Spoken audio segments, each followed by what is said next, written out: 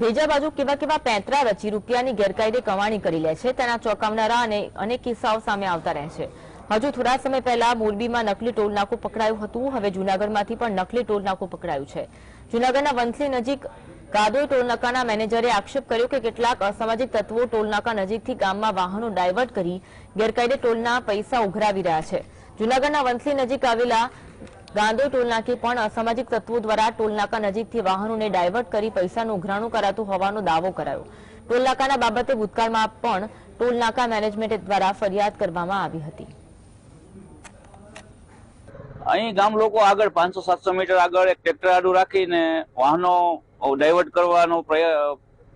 કરતા હોય એવી મને અહીંયા માહિતી મળતા હું સ્થળ ઉપર મારા બે ત્રણ સુપરવાઇઝર અને હું ગયેલ।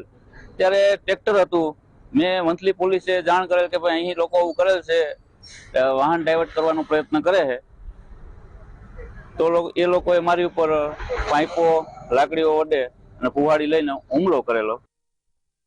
અમારો જાહેર માર્ગ છે, અમારા સગાવાલા આવતા હોય, અમારે ગામમાં 15-20 તો ગાડી છે એ નીકળતી હોય તો મારા પતિ ઉપર આ ટોલનાકાવાળા આવારા તત્વો આવીને હુમલો કરી ગયા અને મારીને એને પોલીસ ખાતું લઈ ગયું છે।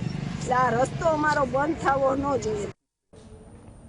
તો આવારા તત્વો દ્વારા હુમલાની ઘટના બની જૂનાગઢના વંથલી નજીક આવેલા ગાદોઈ ટોલ નાકે અસામાજિક તત્વો દ્વારા ટોલનાકા નજીકથી વાહનોને ડાયવર્ટ કરી પૈસાનું ઉઘરાણું કરાતો હોવાનો દાવો કરાયો છે। ટોલનાકા બાબતે ભૂતકાળમાં પણ ટોલનાકા મેનેજમેન્ટ દ્વારા ફરિયાદ દાખલ કરવામાં આવી હતી।